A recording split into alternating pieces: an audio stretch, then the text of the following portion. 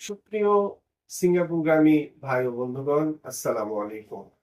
এই মুহূর্তে যে যেখানে অবস্থান করছেন সবাইকে আন্তরিক শুভেচ্ছা ও অভিনন্দন জানিয়ে শুরু করছি আমাদের আজকের ভিডিও। আমাদের আজকের ভিডিওর টপিক, আপনি সিঙ্গাপুর ট্রেনিং সেন্টারে ভর্তি হতে চাচ্ছেন? জি হ্যাঁ বন্ধুরা, আপনি সিঙ্গাপুর ট্রেনিং সেন্টারে ভর্তি হয়ে কত মাস ট্রেনিং করে সিঙ্গাপুর যেতে পারবেন, সেই টপিকের উপরে আজ আমি কথা বলবো। তাই ভিডিওটি না টেনে সম্পূর্ণ ভিডিওটি দেখুন।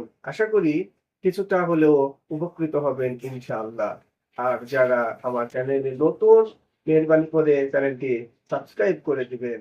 সুপ্রিয় বন্ধুগণ, যেসব ভাই ও বন্ধু আপনারা সিঙ্গাপুর যাওয়ার জন্য মনস্থির করেছেন, তারা ভাবছেন যে আসলে কিভাবে সিঙ্গাপুর যাওয়া যায়।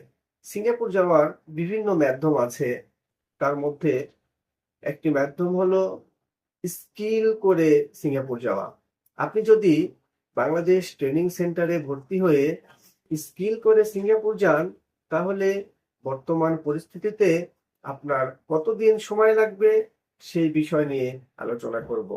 জি হ্যাঁ বন্ধুরা, বর্তমান বাংলাদেশের যে পরিবেশ পরিস্থিতি, তাতে স্কিল করে সিঙ্গাপুর যাওয়ার জন্য বেশ সময় লেগে যাচ্ছে।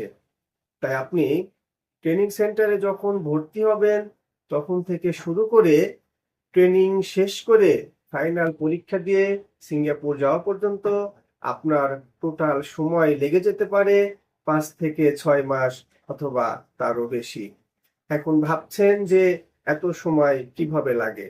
বর্তমানে বাংলাদেশের কোঠা অনেকটাই কম। কোঠা বলতে আপনার যেটার উপরে রেজিস্ট্রেশন করা হয় ওটাকে মূলত কোঠা বলে। এই কোঠার সংখ্যা বর্তমানে বাংলাদেশে অনেকটাই কম। প্রত্যেকটা সেন্টারে যে পরিমাণ স্টুডেন্ট আছে সেই তুলনায় কোঠা রেজিস্ট্রেশন হয় না। মূলত এজন্যই ট্রেনিং এর সময়টা অনেক বেশি লেগে যায়। তাই বর্তমান পরিস্থিতিতে যেসব ভাইরা ট্রেনিং করে সিঙ্গাপুর যাওয়ার কথা ভাবছেন, তিনারা বিভিন্ন সেন্টার পরিদর্শন করে তাদের প্রত্যেক মাসে পরীক্ষা আছে কিনা যাচাই বাছাই করে ভর্তি হন।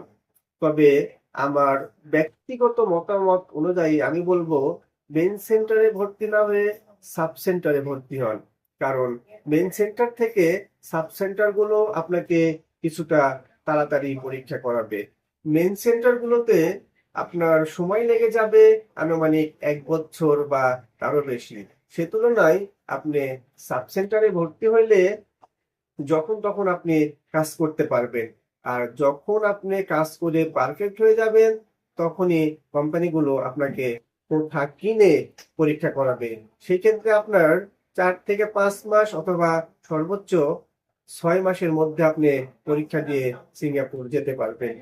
তো প্রিয় বন্ধুরা, আপনারা যারা ট্রেনিং করে সিঙ্গাপুর যেতে চাচ্ছেন, তারা খুব সতর্কতার সহিত যাচাই বাছাই করে ট্রেনিং সেন্টারে ভর্তি হবেন। সুপ্রিয় বন্ধুগণ, আপনার বিদেশ গমন সুন্দর ও নিরাপদ হোক, এই প্রত্যাশা ব্যক্ত রেখে আর এখানে শেষ করছি। ভালো থাকবেন, সুস্থ থাকবেন। আল্লাহ হাফেজ।